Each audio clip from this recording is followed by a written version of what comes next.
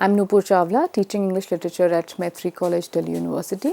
This is the second part of the lecture titled Indian English Literature, Genre and the Language. In the first part of the lecture, we introduced, Indian English writing, what it is, and what are the different aspects of this set of works. Next, we looked at certain questions, which became important or which are still important while we are dealing with this group of writings. Third, we started discussing the evolution of this genre, how it came into being, and the different phases that it went through. So, in the previous lecture, we concluded by discussing the first phase of evolution, which was in the mid-19th century going up till the beginning of the 20th century. And now we go on to discussing the second phase, which was, and you see we've been discussing all these different phases along with a reference to a decisive historical event, right. So, if in the first phase the decisive historical event was Bengal Renaissance, in the second phase of evolution of this group of writings, the decisive event is or was the Indian national movement, which we trace it back to the middle of the 19th century up until 1947, which is middle of the 20th century, right. So, at this point of time, anti-imperialist political action was a defining feature. Everybody was, driven by the goal, by the set of values to drive out the foreign power, and anything and everything that was required for achieving that goal, to work in that direction was important, and it was part of everybody's endeavor at that point of time. So, anti-imperialist political action then was a defining feature, and so therefore the struggle against British regime and orthodoxy required a language that could capture the sentiment and aspirations of a culturally diverse people. So, you see, when a set of people are pushing back against a common formidable force, at that point of time, there is something that is needed to bind all of them, because essentially, we were a group of various different cultures. So, always a culturally diverse people, right. So, that struggle, against the British regime, and also as much against orthodoxy, it required a language to capture the sentiment and the aspirations of such people that came from culturally diverse backgrounds. So, here then the importance of Indian English became still more important, still more significant. So, in about 1930s is the time that Indian English actually witnessed a moment of reckoning, right. And you notice poets such as Sarojini Naidu, Subramanya Bharati, so many of them. If you read their works, they're incredibly powerful, writing in English, but at the same time, they are able to convey the passion of the ideals that had driven every Indian at that point of time towards this common cause of political action against the against the imperialist forces, right. So, this was the second important phase, which was defined by the national movement. Now, the third phase of evolution of this group of writings was the post-independence moment, right, when literature actually reflected challenges and questions of the newly independent country. Now, of course, we all know that Indian national movement was informed by ideals of secular thought, unity, harmony. Everybody came together to fight. Not to say that it was an ideal time, not to say that there were no internal divisions at that point of time, but well, certain I mean, it is these ideals that had brought people together, and it kept them together in the fight towards the common enemy.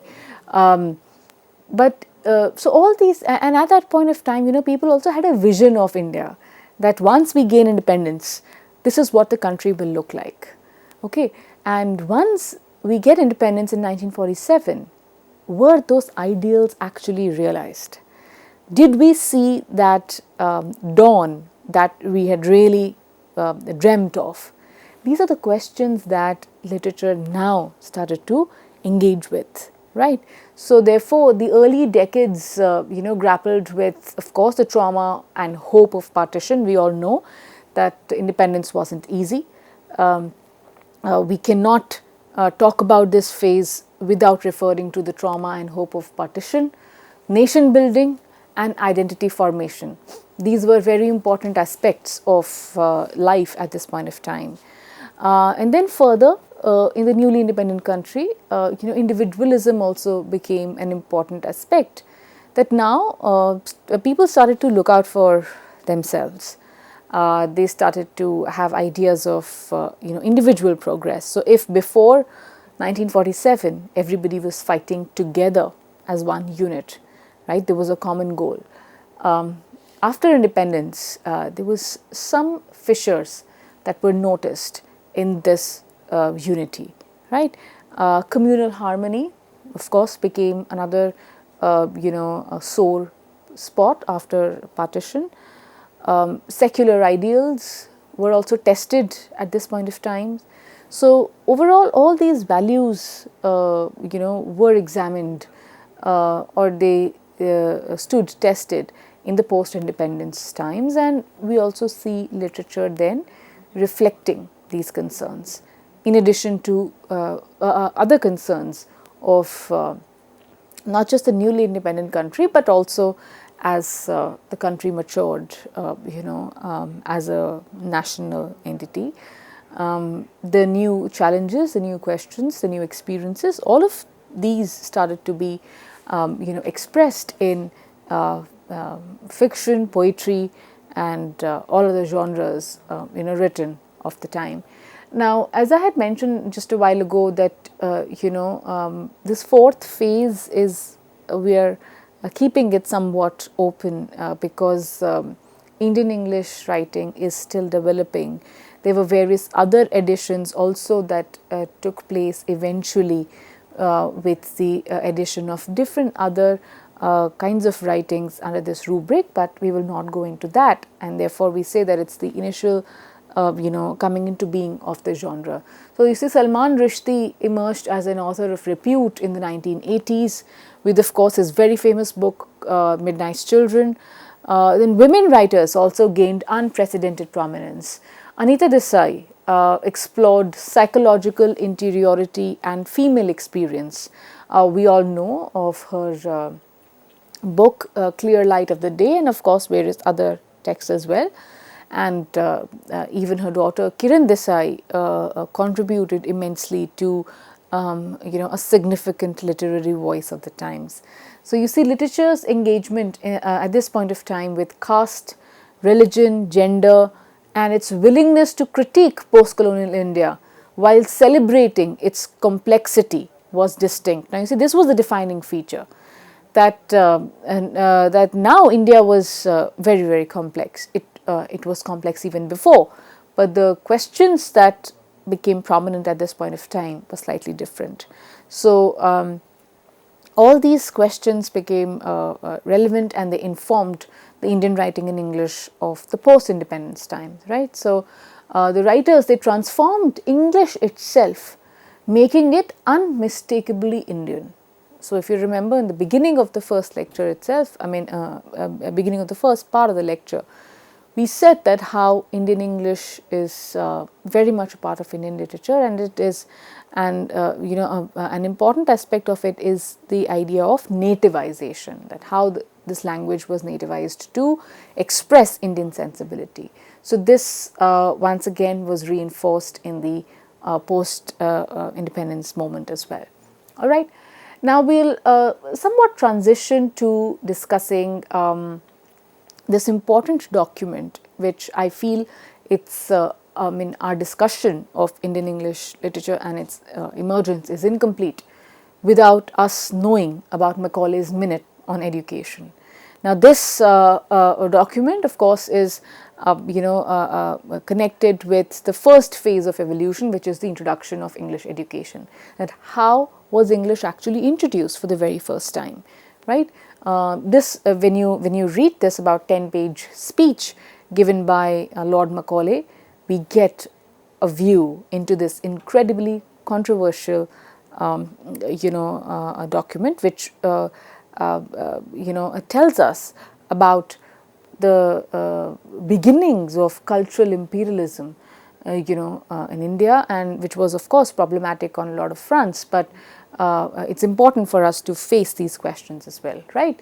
So now, what is Macaulay's Minute? It was actually Macaulay's Minute on Education was presented to the British Parliament in February 1835, and it is one of the most significant and controversial documents in the history of Indian education and literature.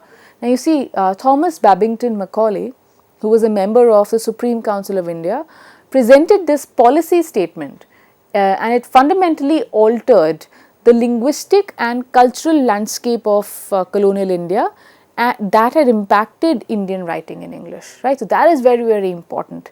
That this was actually a speech that he gave in the British Parliament at a time when a policy decision was to be made on how to spend or how much to spend on education, and an education reform was being debated. So at that point of time, Macaulay presents this speech or gives this speech in the Parliament, very well argued, but very, very problematic, right?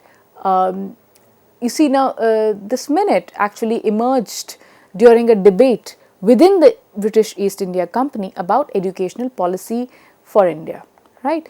The argument, so now what was this debate? This was the debate between the Anglicists on the one side and the Orientalists on the other side. The Anglicists were of the opinion that English education must be introduced and must be made the center of education, while the Orientalists, who were also part of the British East India Company, were of the opinion that texts in Sanskrit and various Indian languages must be continued as a means of instruction, and they have immense merit. So there was a debate between these two set of people, and as we know that Macaulay was on the side of the Anglicists, right? So that's where he was speaking from. So let's look at a few excerpts from his minute, right, and understand that what are the arguments that he actually advanced in this moment in the British Parliament. So he says, and I quote, "The argument which I have been considering affects only the form of proceeding, but the admirers of Oriental system of education have used another argument, which, if we admit it to be valid, is decisive against all change. They conceive that the public faith is pledged to the present system, and that to alter the appropriation of any of the funds which have hitherto been spent in encouraging the study of Arabic and Sanskrit would be a downright spoliation. It is not easy to understand by what process of reasoning they can have arrived at this conclusion." Unquote. So in this initial statements, we notice Macaulay confronting the Orientalists head on. They were of the opinion that the present system, where funds were being directed for encouraging the study of Arabic and Sanskrit, should continue, but he is openly questioning that. He is saying that I don't, and what the Orientalists also said, that there is a public faith behind this kind of a system. And he openly questions, this understanding, and he says that I don't see a rationale behind it, and he openly disagrees with the statement, right? And then he moves on to giving a very economic view of it as well. So you see, what is actually important about this document is that we notice that how it is cultural, economic, social, and political. In all these aspects, this document becomes very, very crucial, right? So in the next part, he says, and I quote, "I hold this lakh of rupees to be quite at the disposal of the Governor General in Council for the purpose of promoting learning in India in any way which may be thought most advisable. I hold his lordship to be quite as free to direct that it shall no longer be employed in encouraging Arabic and Sanskrit, as he is to direct that the reward for killing tigers in Mysore shall be diminished." Unquote. Now you see, he's being very, very smart about it. He gives, he is pandering to authority. He says that they are free to direct this use of the lakh of rupees in whichever way that they want, but at the same time he also makes it a point to ensure, to state that this money should not be employed in encouraging Arabic and Sanskrit. So this document then is also a document which is an instance for us to see the manipulation behind such major or drastic cultural changes, that how on the one hand they come across as very, very blatant, but at the same time they try to back it up with reason, quote unquote reason, right? And the third thing, another aspect when we look at the document is that sometimes he also seems to expose himself, where Macaulay comes across as you feel like questioning that was he even listening to himself when he was saying a lot of things. So let's look at this next quote when he says, "I have no knowledge of either Sanskrit or Arabic, but I have done what I could to form a correct estimate of their value. I have read translations of the most celebrated Arabic and Sanskrit works. I have conversed both here and at home with men distinguished by their proficiency in the Eastern tongues." Right? And I am quite ready to take the Oriental learning at the valuation of the Orientalists themselves. I have never found one among them who could deny that a single shelf of a good European library was worth the whole native literature of India and Arabia. Unquote. In the same breath, he is, what I feel is making a very ludicrous argument as well. You see, he begins first by saying, "I have no knowledge either of Sanskrit or Arabic." So very clearly he is speaking from a second-hand knowledge. He is speaking from what he says, "I have read translations of the works," and then he says that I have conversed with people who are proficient in these languages, and from there I derive my understanding. So he, on the one hand, completely dismisses the education in the vernacular, but well, he bases this opinion very clearly on borrowed knowledge. So that is something to be noticed in this group of writing, in this particular document. And then he goes on to say, and this is, by the way, an oft quoted sentence, that I'm convinced that I've never found one among them who could deny that a single shelf of good European library was worth the whole native literature of India and Arabia. So we see here an immense sense of superiority. We see here a denigration of the native cultural wealth. We see here a very deliberate attempt to impact the culture, the confidence, the values, and in fact I would say an almost blatant denial of all that was existing and still exists of the native tradition. But and so when we read this minute by Macaulay, it gives us a sense of the colonial, a deeply colonial mindset, right? And he goes on to say that the intrinsic superiority of the Western literature is indeed fully admitted by those members of the committee who support the Oriental plan of education. And whoever knows that language has ready access to all the vast intellectual wealth which all the wisest nations of the earth have created and hoarded in the course of 90 generations.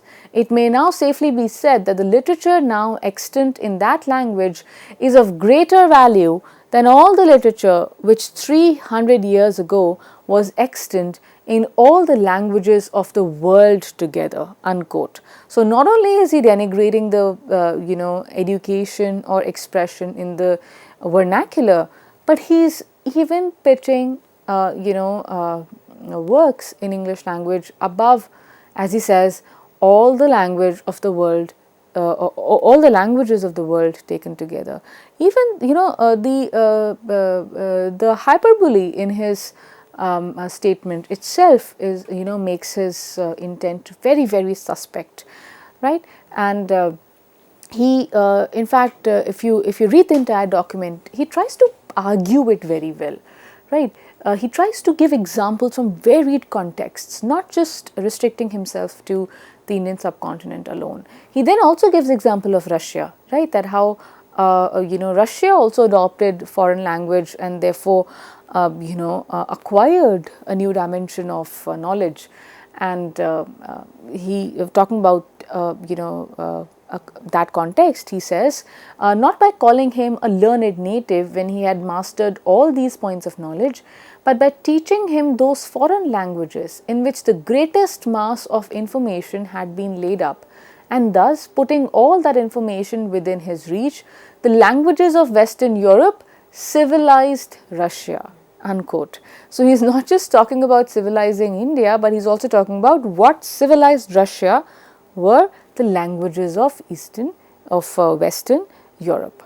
So this was something that which is oft quoted, that how the British imperialists were incredibly proud of that fact, that how they were the ones who brought quote unquote civilization to places that initially were barbaric. Now again, it's an incredibly problematic statement, which we all know. Problematic because it is full of a complete denial and erasure of the decades and of a culture, of a civilization that goes far back in time. And this tells us about the ways adopted to solidify cultural imperialism. Right, so these excerpts by from Macaulay's minute that we've noticed, they brought home. I mean, they bring home certain important observations. So the first thing that we noticed was that how Macaulay's minute, indicates an unapologetic cultural imperialism. Right, he visualized creating intermediaries also by introducing English education. He actually wanted to create intermediaries who would serve as interpreters between the British rulers and the millions that they governed. So this of course also led to the creation of another class within India, that is the class of the English educated, who would then be who would then act as go-between between the British and the common people. Next, we also see here in this document the paradox of colonial education, that the very system that was designed to create loyal colonial subjects instead produced many of India's most effective anti-colonial leaders. This education actually equipped Indians to challenge colonial rule using Britain's own ideological frameworks. Now you see a lot of the English educated people, they had access to works of John Stuart Mill. They had access to works of the French Revolution. They had access to works like On Liberty. So Western ideology then being used by the Indians through English education to overturn their narrative itself. So this was a paradox of colonial education that is often quoted, while we discuss Indian English writing. And we see that how Macaulay's Minute didn't immediately create an Indian English literature, but it established the conditions for its emergence, right? That is important for us to notice that. And what were these conditions? First, the use of English actually created a profound psychological and cultural tensions that continue to animate Indian writing even today. Was English the language of the colonizer, or could it be appropriated and transformed into an authentically Indian medium of expression? Now you see, remember this question that I had introduced even in the beginning of the lecture, and I said that an answer to this comes through Raja Rao in his foreword to the book Kanthapura, where he says, and I quote, one has to convey in a language that is not one's own the spirit that is one's own, unquote, right? And he says that English is not really an alien language to us, it is the language of our intellectual makeup, like Sanskrit or Persian was before, but not of our emotional makeup. So we cannot write like the English, we should not. We can write only as Indians, unquote. So Raja Rao makes it very, very clear that we should not attempt to mimic any form of writings. We should attempt to express ourselves as authentically as we can in a language which is not our own, right? It is a language of our intellectual makeup, may not be of our emotional makeup. So while this question still persists, but this thing is clear that the sensibility has to be distinctly Indian, right? So with this, we come to the close of, we come to the end of this discussion as well. So I'm sure that you're now acquainted with certain important questions. We know about this group of writings, what all phases of development it went through, and what are some of the significant issues at the center of this literature. Thank you.